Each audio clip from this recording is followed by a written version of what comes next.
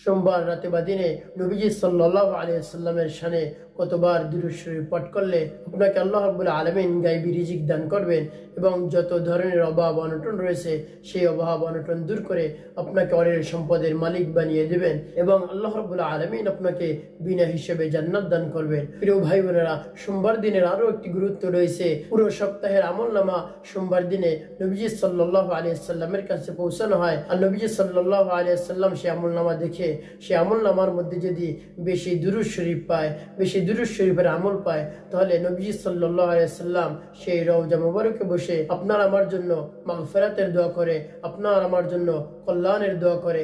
এজন্য আপনি বেশি বেশি নবীজি সাল্লাল্লাহু আলাইহি ওয়াসাল্লামের শানে দুরূদ শরীফ পাঠ করুন। দুরূদ শরীফ পাঠ করলে নবীজি সাল্লাল্লাহু আলাইহি ওয়াসাল্লাম আপনার জন্য সদা সর্বদা সেই রওজা মুবারকে বসে আপনার জন্য দোয়া করতে থাকেন। প্রিয় ভাই বোনেরা, আল্লাহর হাবিব সাল্লাল্লাহু আলাইহি ওয়াসাল্লাম যখন সোমবার দিন আসতেন, সেই দিন বেশি বেশি ইবাদত করতেন, নামাজ পড়তেন, রোজা রাখতেন।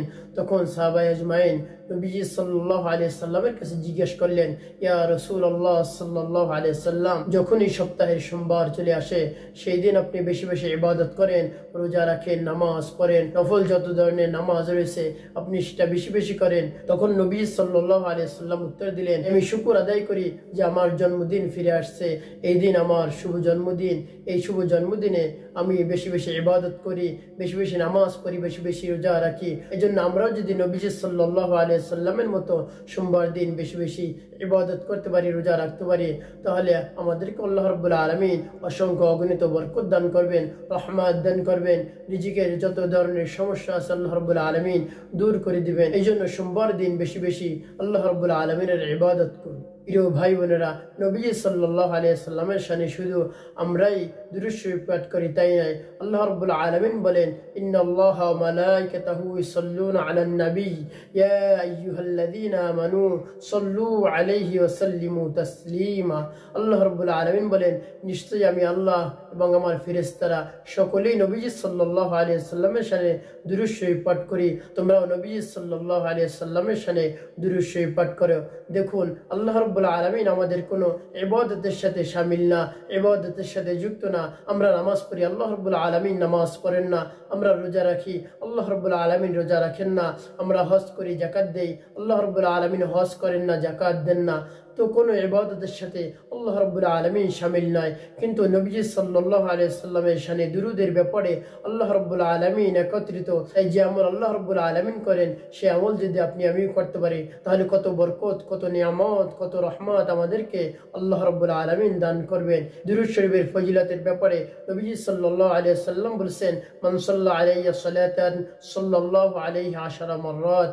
যে ব্যক্তি আমি নবীজি সাল্লাল্লাহু আলাইহি ওয়াসাল্লামের শানে একবার দুরূদ শরীফ পাঠ করে, আল্লাহ রাব্বুল আলামিন তার জন্য 10টি রহমত নাজিল করে দেন, 10টি গুনাহ মাফ করে দেন এবং 10টি মর্যাদা দান করেন। সুবহানাল্লাহ। এই জন্য বেশি বেশি নবীজি সাল্লাল্লাহু আলাইহি ওয়াসাল্লামের শানে দুরূদ শরীফ পাঠ করুন এবং যখনই আপনি মুহাব্বতে নবীজি সাল্লাল্লাহু আলাইহি ওয়াসাল্লামের দুরূদ পাঠ করেন, তখন আল্লাহ রাব্বুল আলামিন একদল ফেরেশতা নিযুক্ত করে রেখেছেন। সেই ফেরেশতা আপনার নাম, আপনার বাবার নাম, এক কথায় আপনার পুরো ডাটা নবীজি সাল্লাল্লাহু আলাইহি ওয়াসাল্লামের কাছে পৌঁছে দেন। আর নবীজি সাল্লাল্লাহু আলাইহি ওয়াসাল্লাম আপনার সেই নাম ধরে ধরে আল্লাহ রাব্বুল আলামিনের কাছে রওজা মুবারকে বসে দোয়া করতে থাকেন আপনার কল্যাণে, আপনার মাগফিরাতের জন্য, আপনার দুনিয়া ও আখিরাত উভয় জগৎ যেন সুখময় হয়, শান্তিপূর্ণ হয়, বরকতপূর্ণ হয়। এই জন্য আল্লাহ রাব্বুল আলামিনের কাছে দোয়া করতে থাকেন। আর নবীজি সাল্লাল্লাহু আলাইহি ওয়াসাল্লাম যখন আমাদের জন্য দোয়া করবেন, তখন আমাদের ভাগ্য তো খুলে যাবে। এজন্য আপনি বেশি বেশি নবী সাল্লাল্লাহু আলাইহি ওয়াসাল্লামের শানে দুরূদ পাঠ করুন। প্রিয় ভাই বোনেরা, আপনি কতবার দুরূদ পাঠ করবেন? আপনি যখনই সময় পান তখনই আপনি দুরূদ পাঠ করবেন এবং আপনি বসে আছেন, অযথা কথা না বলে আপনি নবীজি সাল্লাল্লাহু আলাইহি ওয়াসাল্লামের শানে দুরূদ পাঠ করুন। এখন বলবেন, হুজুর কোন দুরূদ পাঠ করব? আমরা তো শুধু নামাজে দুরূদ পারি, দুরূদ ইব্রাহিম। আপনি সেই দুরূদটিও পড়তে পারেন, কোনো সমস্যা নেই। একবারে যে ছোট দুরূদ আমরা পড়ি, সাল্লাল্লাহু আলাইহি ওয়াসাল্লাম, সাল্লাল্লাহু আলাইহি ওয়াসাল্লাম, আপনি এটাও পড়তে পারেন, কোনো সমস্যা নাই।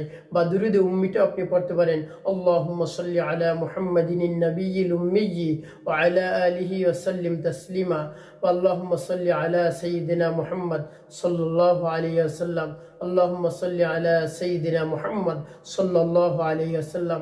এভাবে আপনার কাছে যে দুরূদ সহজ হয় সেই দুরূদটি আপনি পাঠ করতে পারেন। নবীজি সাল্লাল্লাহু আলাইহি ওয়াসাল্লামের মুহাব্বতে এই দুরূদ আপনি পাঠ করুন, তাহলে আল্লাহ রাব্বুল আলামিন আপনার উপর রাজি আর খুশি হয়ে যাবেন।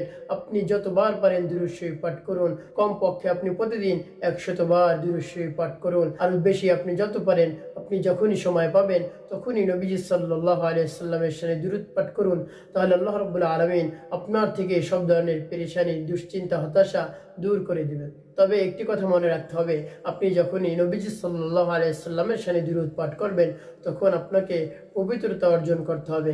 আপনি অপবিত্র অবস্থায় দুরূদ শরীফ পাঠ করবেন না, পবিত্র অবস্থায় নবীজি সাল্লাল্লাহু আলাইহি ওয়াসাল্লামের দুরূদ পাঠ করুন।